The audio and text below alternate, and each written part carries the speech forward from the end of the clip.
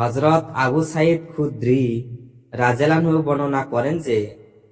রাসূলুল্লাহ সাল্লাল্লাহু আলাইহি সাল্লাম ইরশাদ করিয়াছেন,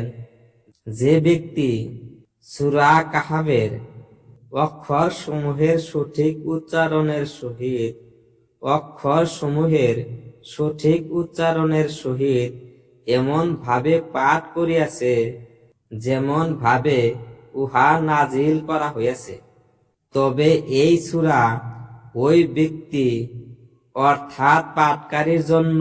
কিয়ামতের দিন তাহার বাসস্থানের স্থান হইতে মক্কা মুকাররমা পর্যন্ত নূর হইয়া যাইবে। যে ব্যক্তি এই সূরার শেষ 10 আয়াত তেলাওয়াত করিল, তারপর দজ্জালের আবির্ভাব ঘটিল, উহার উপর দজ্জালের